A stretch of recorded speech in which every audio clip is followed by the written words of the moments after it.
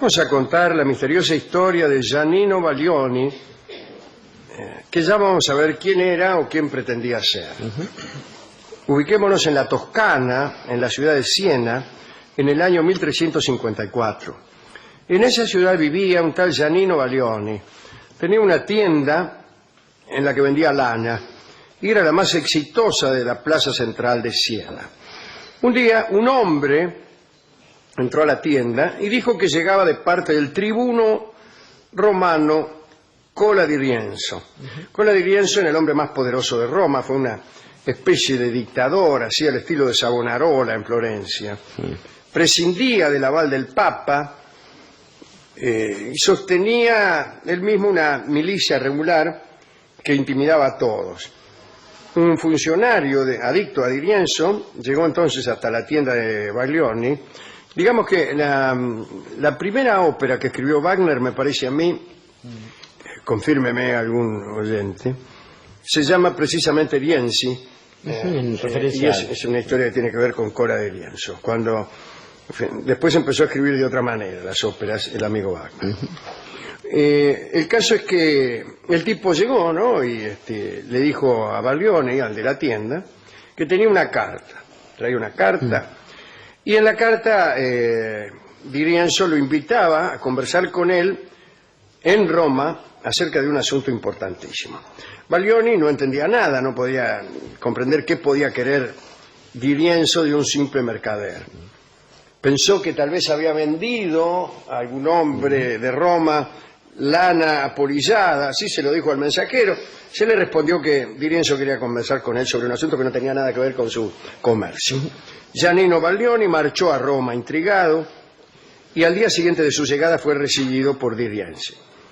Lo primero que este hombre le preguntó a Baglioni fue en qué año había nacido. El comerciante le dijo que en 1316.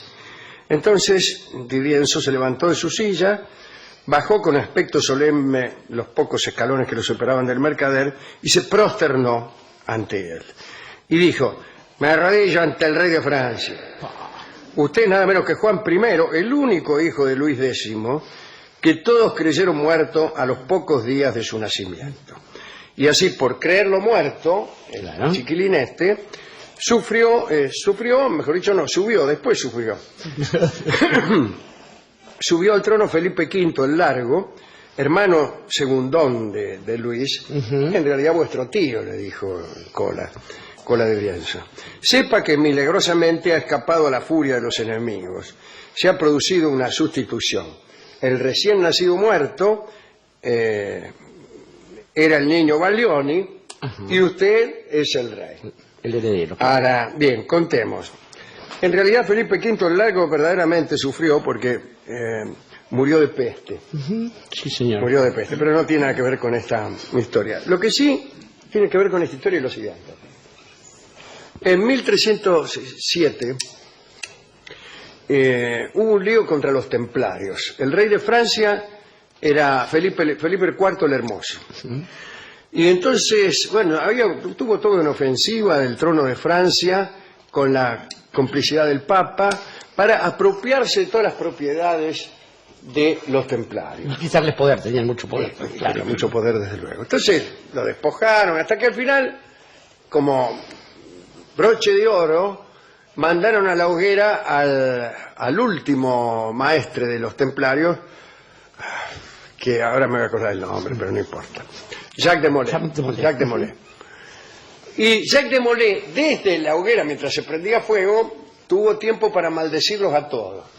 Y se los maldigo a todos, al rey, a Felipe el Hermoso, a toda la familia de Felipe el Hermoso. Tuvo bastante tiempo que le fue cantando que menos mal que se quemó porque si no... Sí. Pero alcanzó a maldecir incluso al Papa y a los hijos y a los hijos de los hijos. Sí, faltó el tronco refractario. Murió el Papa y Felipe IV el Hermoso. Uno tras otro como puñaladas de banco murieron dentro del primer año. Y también murió el hijo de Felipe IV, que era Luis X. Sí, señor. Y también murió el bebé el bebé póstumo, digamos así, de Luis X, que era ante el cual parece que se prosternaba Cola Cola di di Rienzo. Rienzo. Lo dijo, no, en realidad ese bebé fue asesinado, pero Fue suplantado, fue fue suplantado. Ahí está. Entonces, el bebé que tomaron por un Baglioni Era nada menos que el era heredero. nada menos que usted, Claro. o sea, el rey de El rey de Francia. Francia. ¡Pah! Su majestad, qué sé yo. Baglioni pensó que el tipo estaba loco, ¿no? Pero Di Rienzo dijo que un monje de París le había llevado todas las pruebas del asunto. Le preguntó a Baglioni si sabía quién era su papá. Todos estos reyes, digo para terminar, fueron llamados después los reyes malditos. Los reyes malditos, Eso sí, son señor. conocidos. Muy bien. Entonces Di Rienzo le preguntó a Baglioni si sabía quién era su padre. Y el mercader respondió que por supuesto lo sabía, que se llamaba Guccio da Baglioni, y muy entusiasmado Di Rienzi preguntó por su madre. Baglioni respondió que nunca la había conocido, pero sabía que era francesa. Baglioni entonces le contó que su padre a los 20 años había viajado a Francia por unos negocios, que allí había conocido una francesita que lo había enamorado. Esto. Esta mujer había enloquecido poco después de que él mismo naciera, ¿no? Por lo que la abandonó en Francia y regresó a Siena, donde creció y donde se convirtió en un famoso vendedor de lana. Cola di Rienzi contó lo que creía era la verdadera historia del mercader. Dijo que su madre se llamaba María de Crecy, que había muerto hacía poco, y en sus últimos días de enfermedad tomó confesión con un tal padre Jordan, le explicó por qué durante las semanas que siguieron al nacimiento del niño parecía haberse vuelto loca. En realidad se mantenía silenciosa y triste porque su verdadero hijo había muerto y el que ella tenía era ajena. Guardaba un secreto notable. Había participado de la sustitución del nacido Juan I y el propio Juan era el que había vuelto con el viejo da Baglioni a Siena. Bueno, Sí, o sea, es usted. claro, chao. El rey Luis X, si quieren le cuento cómo era la historia en Francia, Sí, sí. se había casado en segundas nupcias con Clemencia de Hungría. La primera fue con Margarita de Borgoña. Ujú. Y no había tenido descendencia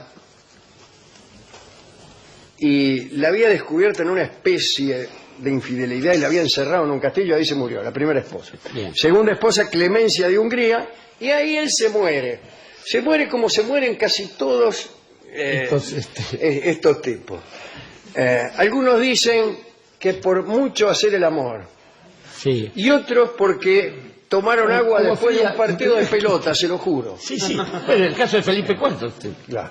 Entonces, así viene cuando algunos dicen, en realidad le dieron un paquete de garrapiñadas envenenadas. Usted da lo mismo.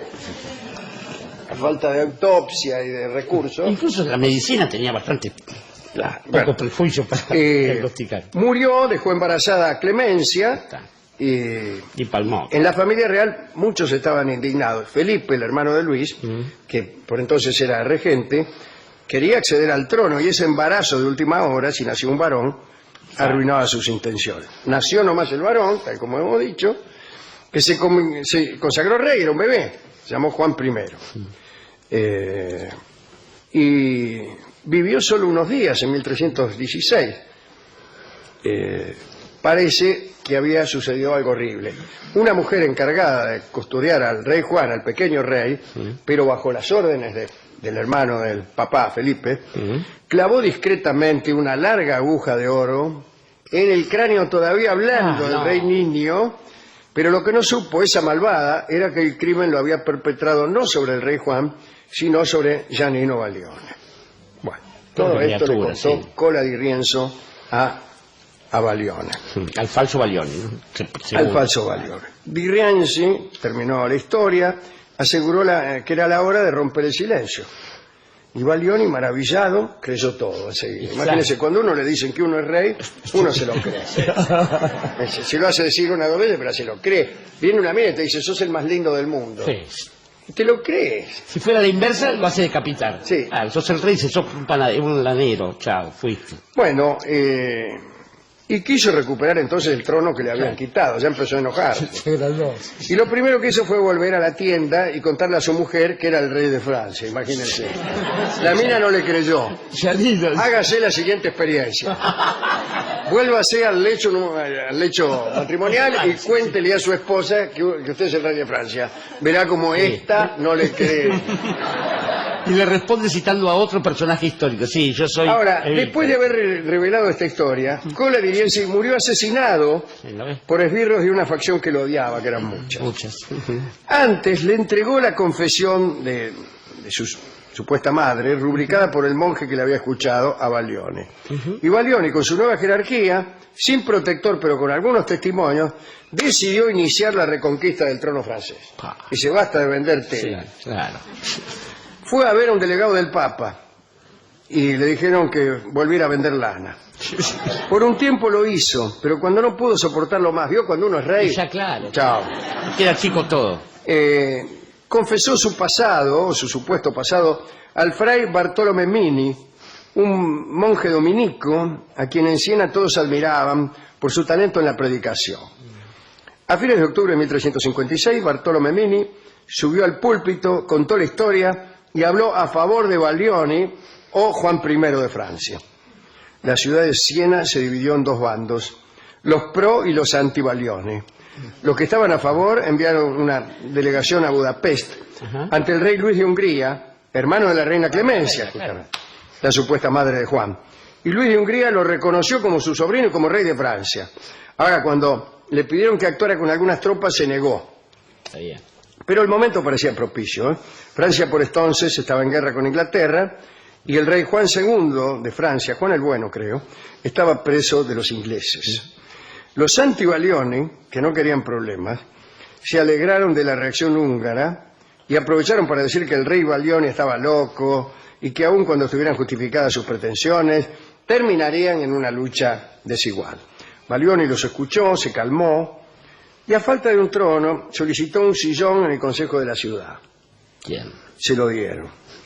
Le dieron además una pensión para que pudiera llevar su rango de rey ultrajado con dignidad. Baglioni no se conformó. Quiso que lo coronaran en Reims.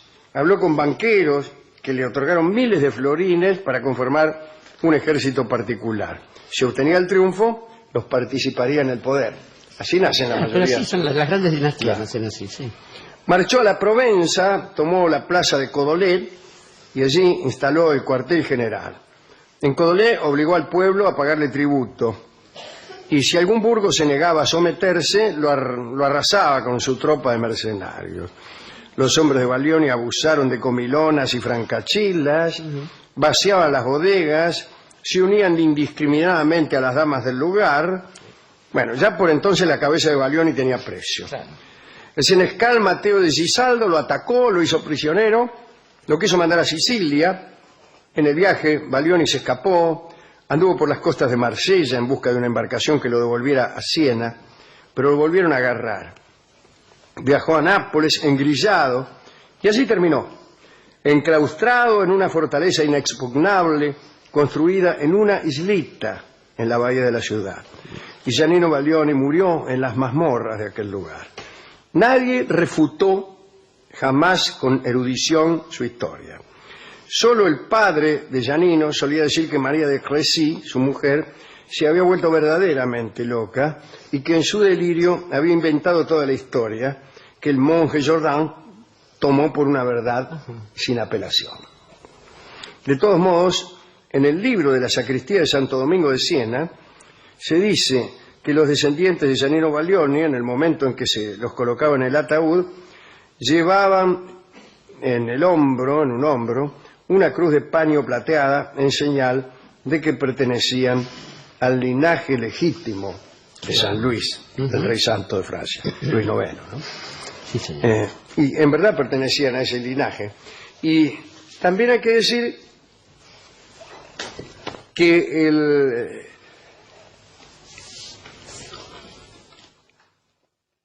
la verdadera familia de Baglioni de los reyes hasta entonces terminó, se cortó y fue por esos años que empezaron a reinar los Valois. Los Valois, porque a la muerte de Felipe que sí era el último hijo de Felipe el Hermoso. Sí, señor. Felipe V, Felipe el Hermoso era Felipe IV. Viene, Felipe IV el Hermoso, su hijo Luis X, su hijo póstumo, digamos, Juan I, que no existe, después Felipe V. el hermano Felipe V, y después ya viene un hijo del hermano de Felipe el Hermoso. Cambia de familia. Y esa familia es la familia Valois. Ahí están llamando los Valois. ¿Qué llama? Diciendo que Para decirle que es rey de Francia. Enrique IV no fue un rey legítimo, sino que Bueno, fue otro. hay tantas historias de sustituciones que asusta. Asusta verdaderamente, Alejandro, y yo diría casi que da la impresión de ser una condición fundante. En principio porque muchos republicanos como nosotros difícilmente creen que haya una legitimidad en la sangre, en la sucesión, que no basta con ser hijo de alguien para heredar un trono. Es más, que no hace falta ningún trono fuera de aquellos que consagran a Miss Universo. Pero además, ni siquiera suele tener que ver con la mentira o la verdad de esta disputa, sino justamente con esta especie de consagración de legitimidad. Pensaba en algunas sagas muy importantes para la historia de Europa, como la de la muerte de Artús, la vida del rey Arturo, que es el primer hijo de Arthur Pendragon y de la reina Igierne, como dicen en castellano, y se lo llevan y se lo dan a una familia de campesinos. El pibe crece ahí hasta que Excalibur saca la espada, etcétera, etcétera. Pero además pensaba también en Eduardo VI, objeto de muchas historias, una de ellas de Mark Twain, Príncipe y Mendigo. El príncipe y el mendigo. Y el mendigo, como decían en las ediciones Robin Hood, donde el parecido físico permite que uno actúe como el otro, y lo que trata de decir Mark Twain, un norteamericano, que parecían republicanos solo al lado de los ingleses, bueno, más o menos tenían los mismos méritos. Pero esto, en realidad sucede entre esas buenas familias. Yo creo que la legitimidad respecto de la propia personalidad es una cosa bastante discutible. El pobre Baglioni fue por lana y terminó trasquilado, es lógica esa ambición. Pero cada persona, cada uno de nosotros, no es siempre la misma persona para el resto de la gente. El problema de un rey o de un tipo con una jerarquía particular es que tiene que ser el mismo y creído, ser verosímil primero y después real para todos aquellos con los que se relaciona. Pero es una pretensión muy extraña igual, porque nadie es la misma persona para las distintas personas que van viéndolo, conociéndolo a uno. Y no basta con, uno dirá, bueno, es la cosa de ver al otro. No, digamos, esa es la primera impresión. Uno puede ser muy parecido a alguien y no ser el hermano ni ser el gemelo. Y además, esa cosa de las apariencias, porque la apariencia es la misma la primera vez que al cabo de 10 años. Después de todo, puede haber apariencias que duren mucho más que una fugaz mirada. Entonces, uno dirá, allí cuando la personalidad de esa persona, de uno, que es un asesino serial escondido, brote, de golpe, y yo que lo conocí tantas veces, con esa cara, como dice la gente ante cualquier crimen no resuelto. Ante cualquier historia de amor pasa lo mismo, porque en el momento de la ruptura, para la persona que es abandonada o dejada o lo que fuere, o asesinada, no es el mismo tipo, la misma mina que estaba con ella esa tarde en que el zaguán de la tía, etcétera, etcétera. Y entonces, lo único que queda decir, como si hubiera una forma de verdad no percibida por uno, ni un error de uno. Parece mentira. Parece mentira es el vals que vamos a escuchar en la versión de Nelly Omar, no sin antes aclarar que Claudio Barile me dice que Las Hadas en realidad es la primera ópera de Wagner, si bien que es una ópera... Saludos para el querido Claudio Barile, un gran artista, exactamente. Y me dice algo que me alarma, que me felicita por... perdón que no quiero yo cometer los mismos errores de citar mal a la gente, ¿no? Tratándose de una persona de esta excelencia, además. Sí, ¿no? sí. Dice... Un momentito. Lo están escuchando, ¿verdad? Sí. Nunca se presentó en vida de Wagner la comedia, la obra.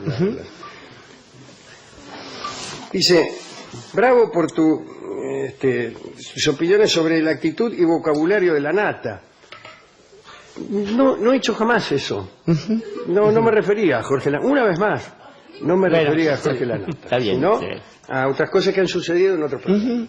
Y en realidad al uso de malas palabras en general. Era como un pensamiento a ver qué verdaderamente significaban las malas palabras, cuál era su origen, qué significaba dentro del discurso, etcétera, y que en toda refutación no puede haber una réplica de aquello que se está refutando, ¿no? Así es, también. Bien. O sea que no estaba referido no al lugar. a la nata. Señores, vamos a escuchar a Nelly Omar en este hermoso balsecito que se llama Parece Mentira. Adelante.